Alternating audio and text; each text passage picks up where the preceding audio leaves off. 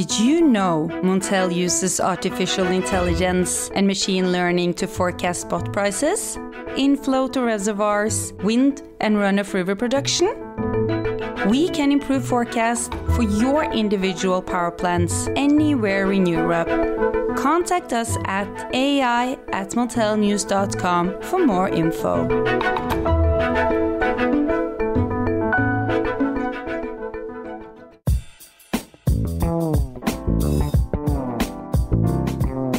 Hello listeners, and welcome to the Montel Weekly Podcast. In this last episode before the summer break, we are in a country close to my heart. We're in my city of birth, Reykjavik, and today we will talk about energy matters in this island in the North Atlantic. It may not be physically connected to Europe, but nonetheless, there's plenty to get our teeth into. Joining me, Snjolfur Richard Sverrisson, is Hordur Arnarson, the CEO of Landsvirkjun. A warm welcome to you, Hordur. Thank you. Maybe we should start by talking about Landsvirkjun, especially for those who are not so familiar with what's special about this country and your company in particular. Yes, Landsvirkjun is the national power company of Iceland. It's fully owned by the Icelandic nation, and we are generating about between 70 and 75% of the electricity in Iceland. 100% renewable. We started out with hydro, which is our main source of energy, but we've also developed in geothermal, which is also a fantastic way to produce electricity. And also we have also touched up on wind, where we have quite a lot of possibilities, but are just starting to harness that resource. Absolutely. We'll come back to that later, Hordur. But I think I'd like to start off by talking about something which is fairly hot at the moment in Europe, especially given what's happening on the European Commission level and maybe in terms of the recovery post-COVID turning into a green transition, and that's hydrogen. Mm-hmm. What's Landsvirkjun doing here? We have for many years been following the development in hydrogen, and we believe and have believed for quite some time that this is a very interesting technology to store energy. We see a lot of opportunities, both for especially larger vehicles. We see direct electricity is especially good for the small vehicles, but we see also a lot of possibilities for other use, for heating and for replacing gas. So we think this is a very interesting opportunity, and the technology is developing very fast now. At the same time, the market, because of the climate issues, the market is developing faster than ever before. So we are following it very closely, and we are definite that we will participate strongly in this revolution. Do you have any ongoing projects? Yes, we have a small project that we are working on, mainly focusing on the domestic market that we are now in the planning process. But then we are also looking at the possibility of export. Mm-hmm. Well, that's my next question, really.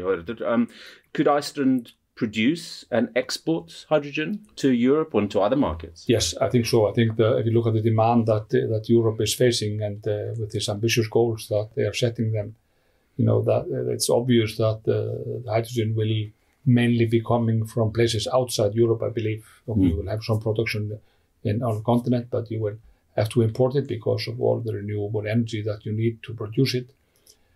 So I think Iceland can, with our natural resources, I think we can contribute to that. Mm-hmm. What kind of numbers are we talking here? If we're talking sort of megawatts or even megawatt hours, and if we're talking about green hydrogen? That is something that the country has to decide. It's how much we want to harness. We are formulating how much we could produce, but if you look at the production in Iceland now, it's about 20 terawatt hours, and that could be increased significantly, especially with wind.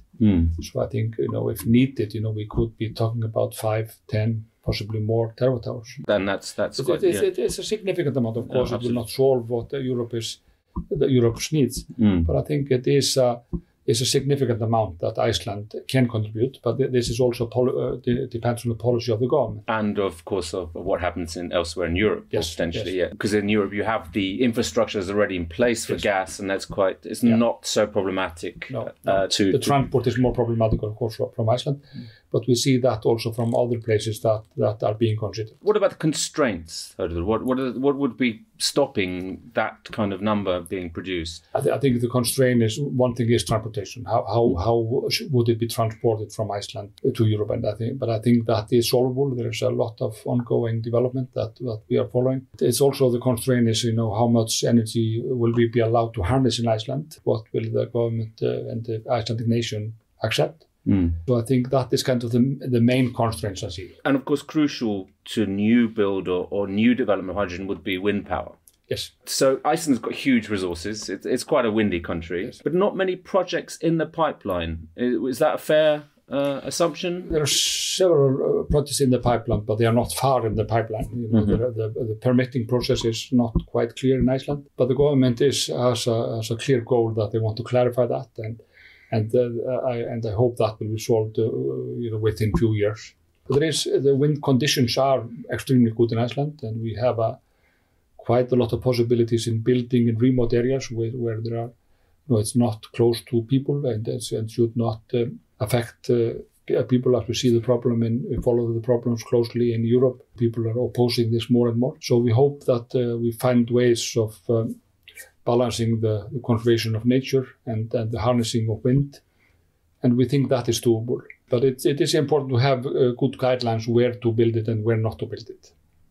But Iceland is a big country with a lot of wind. What's the public view here of wind? There's been, I don't know if you've followed what's happening in Norway or in Germany. There seems to be growing opposition to onshore wind. What's the feeling here in Iceland? We follow that very closely. Now it's very quite positive, I would say, but that's also because we have not built big wind farms in Iceland yet.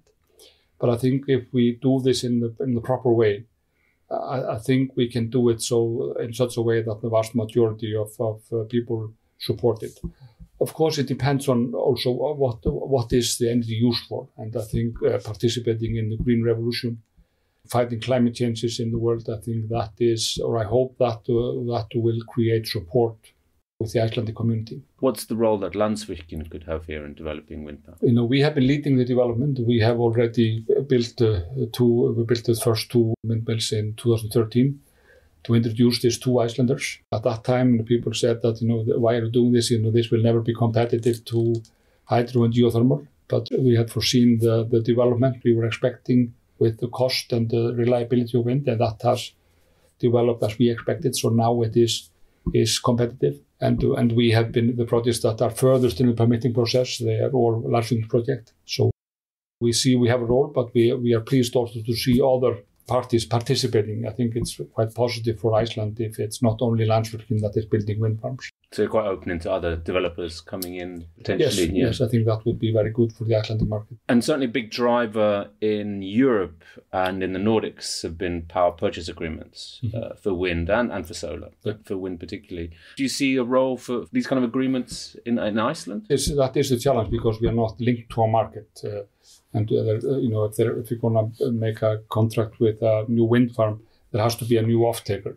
And hydrogen could, for example, be one kind of an off-taker. But I think that is something that we have to solve in Iceland. How do especially the other companies get access to the customers? But we are willing to support that either with, flexible power or some other means, But the important part is there has to be more demand than we see today. You signed a PPA with Norðurál, did yes. you not? Yeah, and that's linked to the Nord Pool price, is it not? What's your view of this deal now, given the very low Nordic prices? We've seen on several occasions the system price outturned below one euro. Yeah, that's of course was, I think everybody is a little bit surprised about the market condition in the market now, and this kind of the market has just collapsed. And I think this is maybe less a problem for Landsvirkjun than the energy companies in Scandinavia, as we just have a small portion of our contracts linked to Nord Pool. But we had a good year last year, but we hope that it will pick up soon. But it shows the volatility of the market. But when it goes down like this, we can also expect it will go, rise up to very high numbers. This is a challenge that the market participants, I think, both buyers and sellers should be concerned about, because this is not sustainable. There's no sort of physical interconnection here, but there's quite a strong connection in terms of market and the pricing contracts in place. Yes. Yeah. Most of our contracts, PPAs contracts, are fixed price contracts. So that is what we have been moving into as fixed price contract. Historically, we had quite a lot of contracts linked to the price of aluminium. We have moved away from that, and we would prefer fixed price. But we agreed to try this out for only 4 years with one of our customers. But I think the experience that we have had is that we've also seen high prices that would be almost too high for our customer, but then we see there's very low prices, and this is of concern for the long-term PPAs to base it on Nord Pool. So that's one of the lessons learned, that perhaps you wouldn't want to repeat this kind of deal again, or no, we have to at least to consider that, that because of this big fluctuation both down and we can also expect it to go up. We will reevaluate that. But this is only for a very small portion of our sales. Okay, so it's of your sales and of your portfolio there. But yeah. What are the alternatives? You mentioned linking to the aluminium price. Yes, but we prefer fixed prices. We want to be competitive with predictable prices, and I think that is also what many industrial players like. To have stable working environment, market environment. So that is what we want to offer, but at the same time offer very competitive prices. Mm-hmm. I mean, that's traders like the volatility, but maybe the producers and the industrials would want more stability. They don't like volatility. The buyers are happy now, but that last year they were not happy. Then the price was quite high. There was a lot of talk many years ago, and there has been since, about cable from Iceland, the Iceland cable. What's the status now, Hordur? I remember you telling us 4 years ago, I think, that Iceland was still keen on developing this. What's the current status? Yeah, this is a very interesting project, because it could be quite feasible both for Iceland and for the UK. To provide the flexibility and the reliability of the hydro system to back up the wind in Scotland and the UK. But the status of that this is on governmental level now, and the governments have been looking at it. This is not a high priority. We have had many other issues that people have been facing lately, the COVID issues. But I think hydrogen is also a very interesting option. This is in many ways the same for Iceland to get connection to export directly power to Europe, either as hydrogen or directly with the link. And this also allows us to avoid the surplus energy that we are bound to have in our system. Many people don't know that, Iceland is kind of one of the few systems, or almost the only isolated electricity system that is 100% renewable with no backup from fossil fuels. And many people say that this is impossible to do because of the unpredictable nature of renewables. But we solve this with having surplus energy, that we have always enough energy within the system, especially the hydro system, to withstand the most difficult water year that we have experienced. But this means that we have on average 10-15% surplus in the system. With an interconnector or with export of hydrogen, we could create value out of the surplus and at the same time have the reliable system that we want to have. So an interconnector would allow us to use our resources much better, but we see hydrogen also as an interesting option. So is the more talk turned to hydrogen and away from the cable here? No, I would say that these are two good options. We see also that our customers now, we see the aluminium industry, not only in Iceland, just in Europe and in the Western world, is facing significant difficulties because of the exports from China and countries like Iceland that are relying heavily on selling energy to the aluminium industry have also to think, if China continues to operate like this without any, that Europe is not going to fight back. How will our customers, survive in the future? It is a very tough market, and China has been pushing the price very low. So I think we also see, we have to look at the total market, the aluminium industry, the interconnector, the hydrogen, data centers, and we want to have as diversified customer base as possible. Are your customers feeling the squeeze here as well, and they're putting pressure on you as a company as well? Yes. We see it, and not only here, but all over Europe. We see that the metal smelting industry, aluminium and silicon metal, they are under heavy pressure from China. 2000, China, the market share of Chinese aluminium manufacturer was 10%. Today it's about 60%. So China is, for European producers to compete in production with China is difficult. And Iceland and other power producers, we have to create as many options as we possibly can in this challenging market. Absolutely. So, post-COVID, we're a long way out of the woods yet. But once we get, into a recovery stage, I know there are concerns in the Nordic and in some North European markets that, the demand for aluminium or these products could wane. It could not recover to the strengths that's been seen before. Is this something that is a concern for you? Yes, yeah. I think that's a concern. How will the economy recover? And how will these European companies compete with the Chinese competitors, which are, kind of working in a completely different market environment? Absolutely. So I think Iceland hasn't been that badly hit by the COVID-19 crisis, although the tourism industry, the hotel, the restaurant, of course, very, very badly damaged, and the hospitality.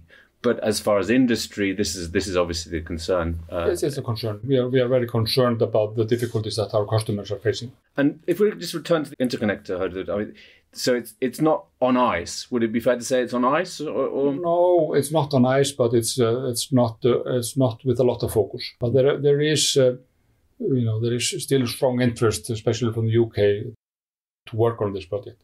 But the Icelandic kind of government has to decide, what is how do they see the project, and that is still an ongoing discussion. Because it's probably cheap, don't really know, but probably cheaper than the Hinkley Point deal. Yes, much cheaper. Much cheaper. But at the same time, the low prices in Europe, they are not helping big infrastructure projects like this. The expectation for power prices in the coming years is much lower now than it was 5 years ago. So that is making it more difficult to justify by a big project like the interconnector. But I think it still could create value for both UK and Iceland. Yeah, and of course there are the priorities, if you mentioned it. You've got the COVID recovery, you've got Brexit, etc., etc. So. Yeah.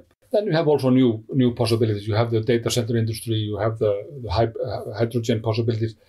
There are many very interesting prospects that we can work on. That brings me on to my next question. Obviously we've talked about these large industrial companies in Iceland that are mainly aluminium producers.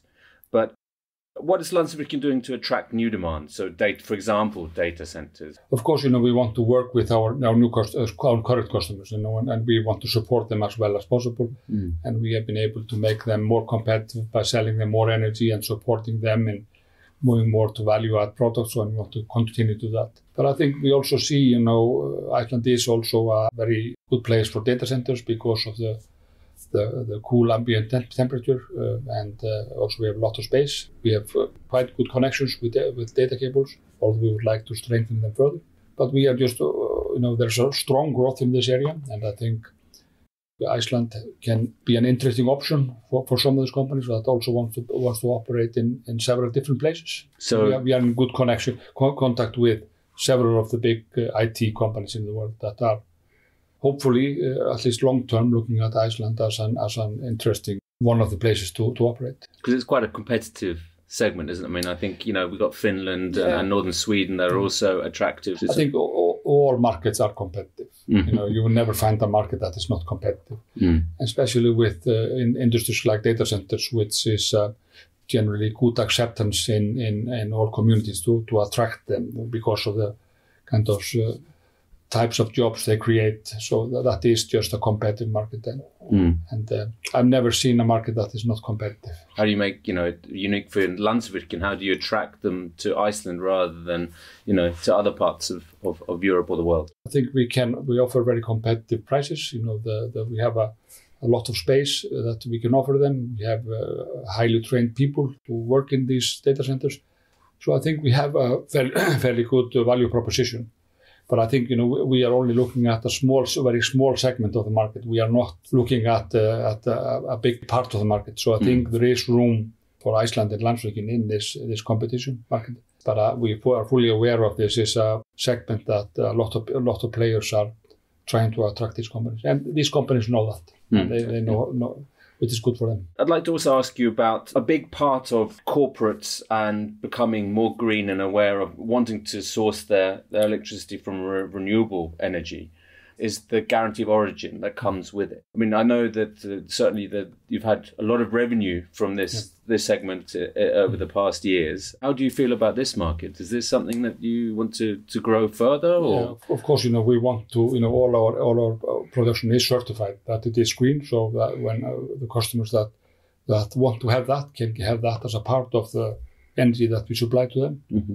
But then there are other companies that don't see the value of this and don't want to pay any premium for that. So we are participating also in just selling the GOs. I think that's a very interesting market, and it will be interesting to see in the aftermath of the COVID. One possibility is that consumers put more pressure on the sustainability and the green part of our products. Mm-hmm. So I think that we might see more demand. But we have seen the demand has been increasing in recent years, but the supply has been increasing faster, which is good in many ways. That means that we are seeing increased production of green energy. So the prices have been going down. But I think it will be interesting. But there is a good possibility that the value of this will increase again, especially because I think the consumers will put more focus on it. Is it at all controversial in Iceland because it's the lack of interconnection to any part of Europe, and then and of course as you mentioned, 115% of the country is already green. Yeah. So do we need does it need these geos? I think the whole system in Iceland and other places is a little bit controversial. People confuse it. It is easy to distract the discussion on green certificate, but this is a good system to connect responsible consumers with responsible power producers, and this is the only way to do it. So I think we just need to continue to educate it. But it is controversial in Iceland, but we see that also in all other countries where it is practiced. Are you at all concerned that the Commission could maybe tighten the rules to link the sale of GOs to a level of physical interconnectivity? I think that would be, of course, you never know what happened with politicians. But I think that is against the true goal of the system to support development of green energy. Because despite if you have any connections, you could never get the same electricity. How are you going to buy green energy from wind farm that produces only 30% of the time? But you buy all the electricity from there. The electricity is not green that you sometimes get. So it is never connected, the delivery of the electricity and the green certificate. Even if you have a connection that has a very limited capability of transmitting power. So I think if you truly want to support development of green energy, you should not limit the system. And this system is functioning. A final question, Hordur. Here in Iceland, and especially at Landsvirkjun, you have a lot of expertise, knowledge of renewables, geothermal, hydro, and now wind. Do you have any plans to take that knowledge or expertise to other parts of Europe or the world? Yes, we have a subsidiary company, Landsvirkjun Power, that we have been putting more emphasis on, and we are partnering with developers outside Iceland in developing especially hydropower and wind and geothermal where that is possible. So we see that also as a big contribution to fighting the climate change, but also as a value creation for Iceland. Which countries are you involved in there? We are in several places. We are working in Greenland, Canada, in Georgia, in the Balkans, in Australia, in Africa, in several. We're mainly selling consultancy, but also participating with others in developing new projects directly. Excellent, Hordur. Thank you very much for joining the Montel Weekly podcast. Yes, thank you. Thank you. Well, listeners, that's about all from the Montel Weekly podcast this week. We will return on August the 7th, so make sure to tune in then. Remember to keep up to date with all our stories on Montel News in the meantime, and follow us on Twitter, LinkedIn, and subscribe on Apple Podcasts, Spotify, or wherever you get your podcast from. Goodbye.